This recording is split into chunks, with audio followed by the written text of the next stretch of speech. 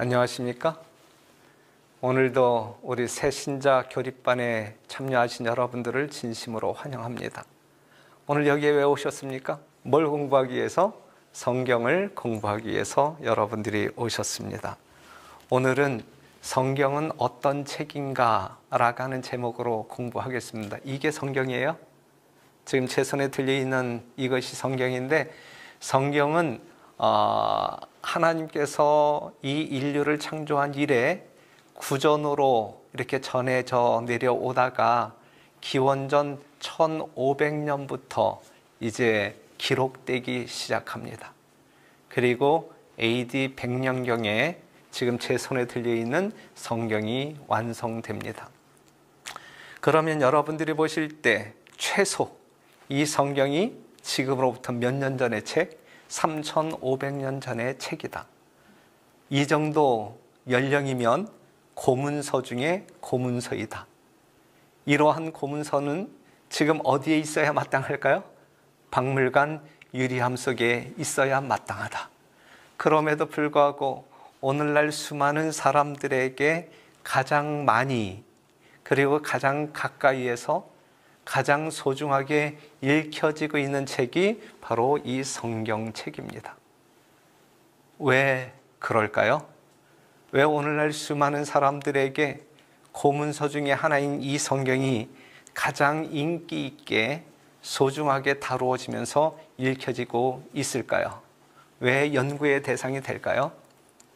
그것은 우리가 이 세상, 인생을 살아나갈 때 필요한 모든 인생의 답이 성경 가운데서 얻을 수 있기 때문이 아닐까 생각을 해봅니다. 오늘은 그 성경에 대해서 살펴보도록 하겠습니다. 성경은 어떠한 책일까? 자, 이 성경을 보게 되면 성경은 구약과 신약으로 구분되어졌고, 구약은 39권, 신약은 27권. 그래서 그 66권의 책을 모아놓은 이 한 권의 책을 성경전서라고 이야기하고 있고, 이 성경전서 안에 구약이 있고 신약이 있다.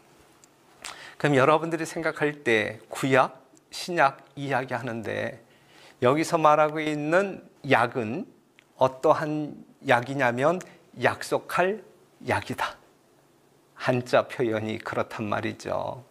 그런데 여러분들이 보실 때에 약속이라고 하는 것은 홀로 할 수 있을까? 물론 자기와의 약속이라고 하는 말도 있지만 대부분의 약속은 사이에서 이루어진다. 여러분과 저 사이, 부부 사이, 국가와 국가 사이, 이 사이에서 이루어지는 것이 약속이다 라고 하는 사실이죠.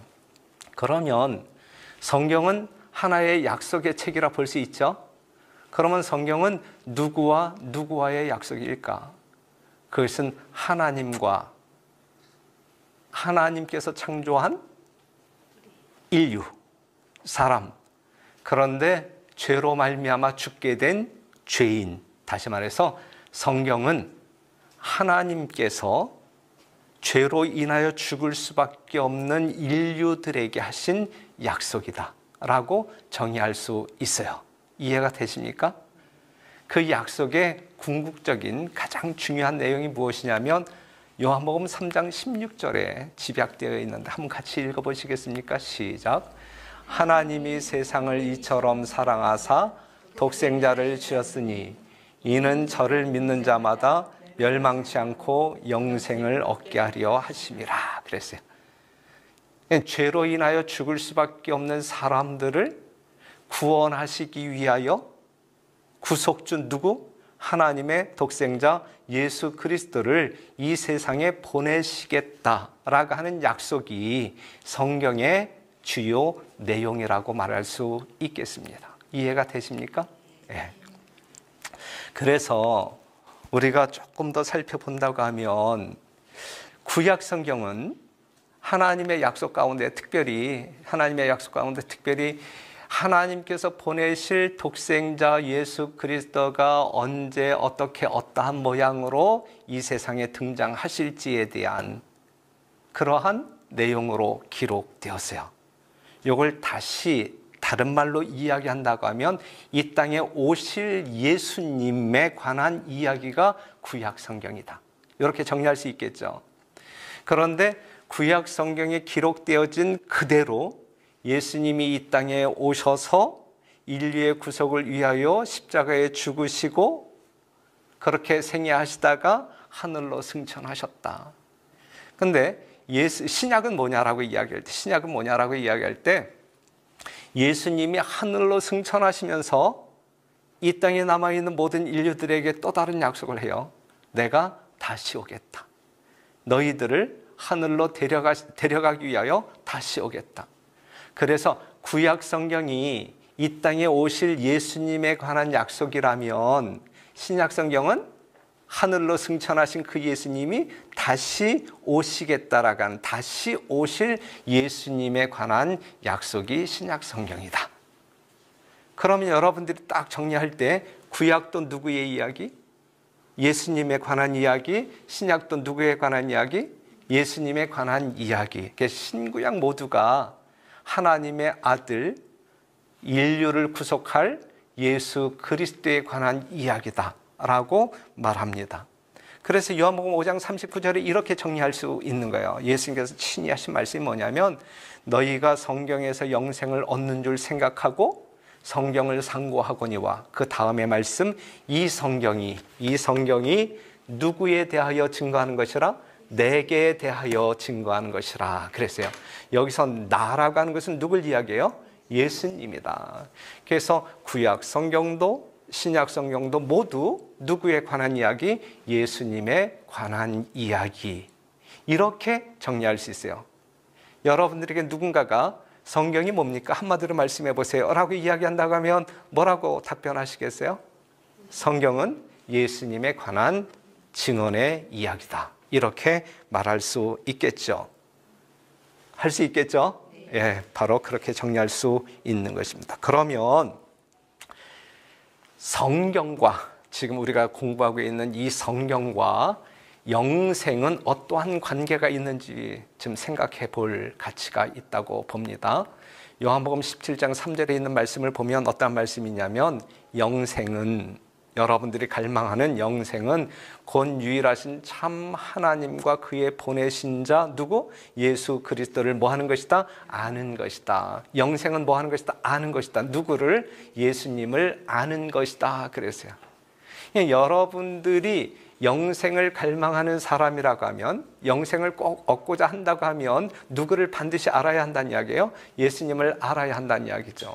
그런데 그 예수님에 관한 기록이 뭐라 그랬어요? 성경이라.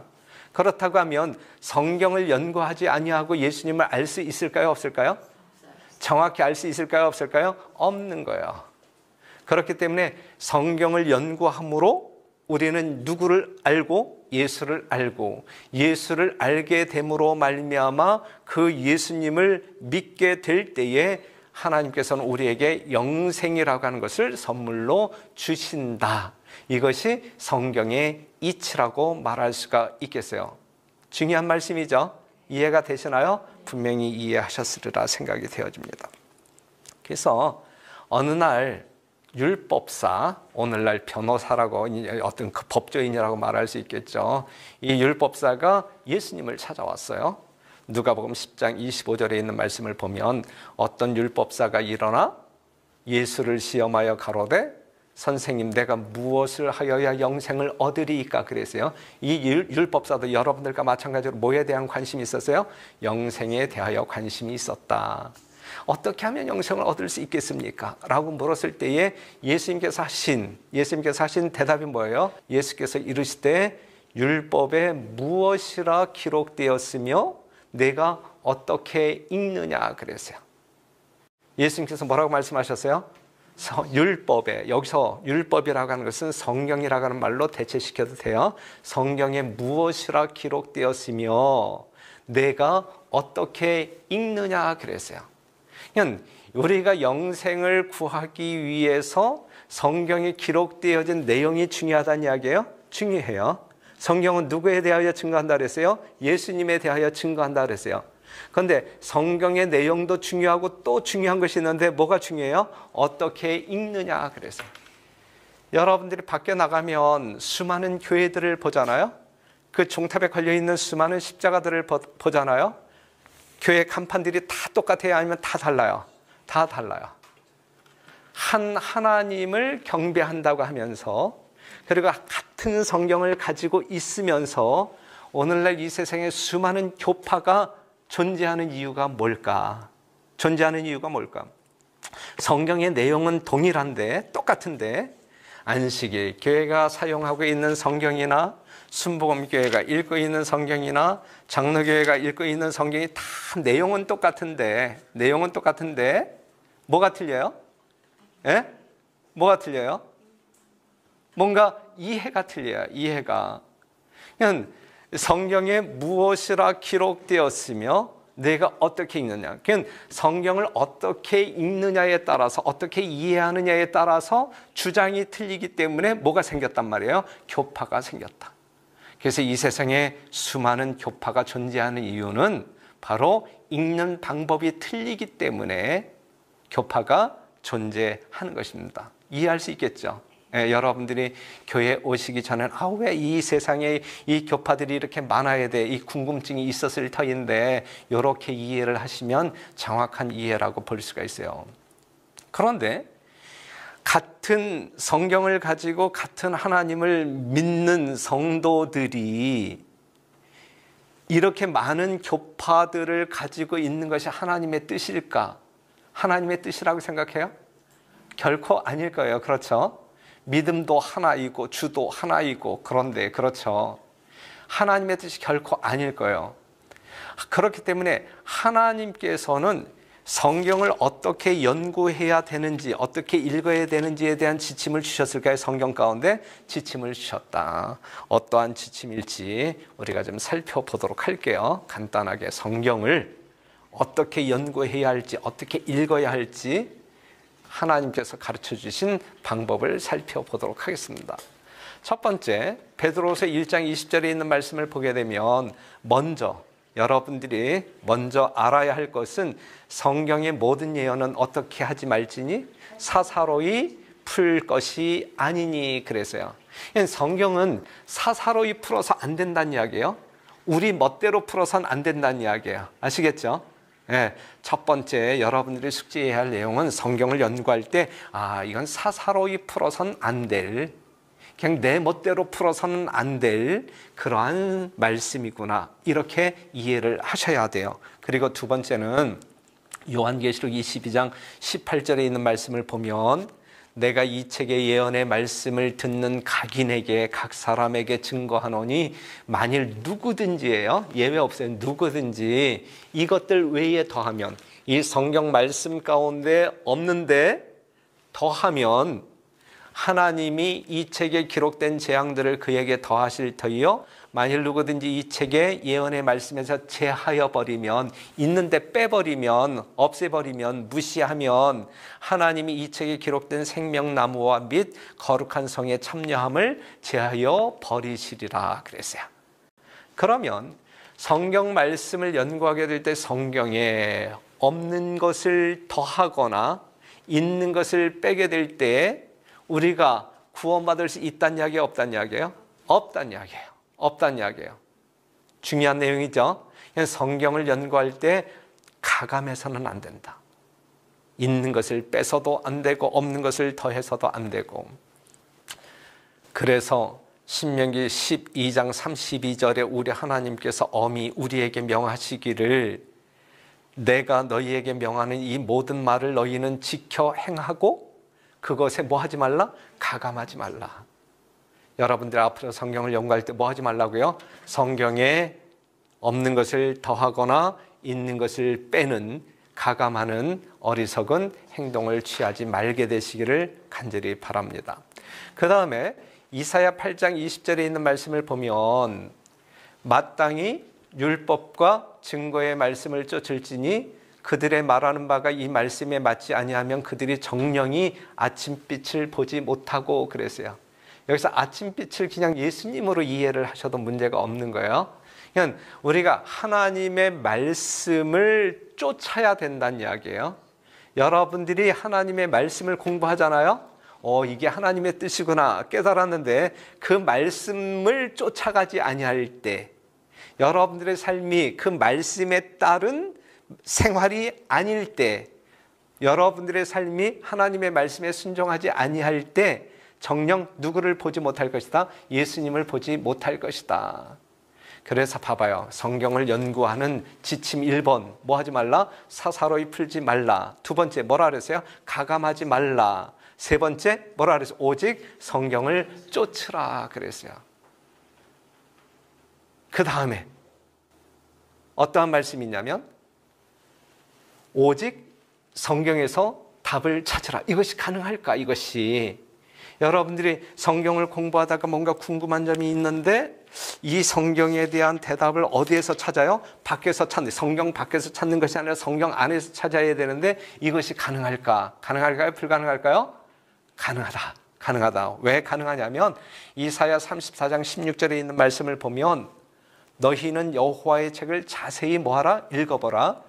이것들이 하나도 빠진 것이 없고 하나도 그 짝이 없는 것이 없으리니 이는 여호와의 입이 이를 명하셨고 그의 신이 이것들을 모으셨음이라 그랬어요. 우리가 구원받기 위한 필요한 모든 지식들이 성경 가운데 다 있다는 이야기예요. 있다는 이야기예요. 빠진 것이 하나도 없고 그 다음에 그 짝이 없는 것이 하나도 없다. 그래서 우리가 어떠한 성경 부분을 읽을 때에 요 문제가 요 성경절이 이해가 잘 안 된다 싶으면 다른 성경절을 찾아서 이 성경절을 이해할 수 있도록 하나님께서 이 책을 기록하셨다. 이것이죠.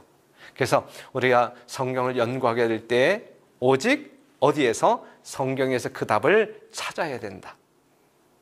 가능하다, 불가능하다? 가능하다.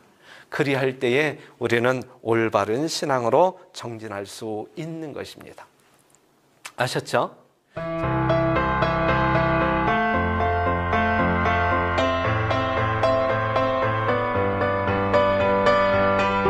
우리가 이 땅에서 하나님을 믿는 신앙을 하게 될 때에 올바른 신앙은 어떻게 하는 것일까? 올바른 신앙은 어떻게 하는 것이라고 생각이 되어져요? 마태복음 7장 21절에 있는 말씀을 한번 요약해 볼게요. 나더러 주여 주여 하는 자마다 천국에 다 들어갈 것이 아니요 다만 하늘에 계신 내 아버지의 뜻대로 행하는 자라야 들어가리라 그랬어요. 그냥 예수 믿는다고 공언한다고 해서 내가 그냥 예수 믿기 때문에 교회 다닌다고 해서 다 구원받는다라고 하게 되면 어느 교파에 속하든지 문제가 될까요? 문제가 되지 아니할까요? 전혀 문제가 안 돼요. 천주교에 나가면 어떻고 순복음교회 나가면 어떻고 그죠? 그런데 신천지교회는 나가서는 안 돼요. 거기는 예수님이 아니기 때문에 그죠? 인간 이만희를 숭배하는 그러한 교단이기 때문에 그러한 이단적인 교회에 나가서는 안 되는 거예요. 그런데 여기 있는 말씀을 보게 되면 우리가 예수 믿는다고 공언한다고 해서 예수님의 이름을 지니고 있다고 해서 다 구원받는 것이 아니라 오직 하늘에 계신 내 아버지의 뜻대로 어떻게? 하나님의 말씀대로 행하는 자라야 들어가리라 그랬어요. 들어가리라. 이해가 되시죠? 이건 오직 하나님의 말씀에서 우리가 가야 할 길을 찾아야 된단 말이죠. 신앙이라고 하는 것은 누구 뜻대로 하는 거예요? 내 뜻대로 하는 거예요? 아니면 하나님의 뜻대로 하는 거예요? 그러니까 내 뜻대로 하는 것은 인본적인 신앙이고 하나님의 뜻대로 하는 것은 신본적인 신앙이고 올바른 신앙이란 인본적인 신앙이 아니라 신본적인 신앙이다. 내 뜻대로 하는 신앙이 아닌 누구 뜻대로? 하나님의 뜻대로 행하는 신앙이 이게 온전한 올바른 신앙이다. 아시겠죠? 여러분들이 지금부터 정말 예수님을 찾고 또한 예수님을 믿는 신앙생활을 하고자 하실 때에 오직 이 말씀에 근거하여 하나님의 뜻이 무엇인지 분별하고 하나님의 뜻대로 생애하는 여러분들이 꼭 되시기를 간절히 바랍니다. 한 말씀 더 볼게요.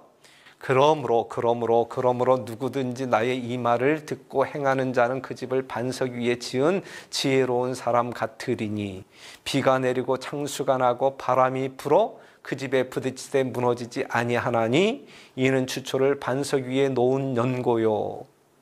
26절 다 같이 큰 소리로 읽어볼까요? 시작.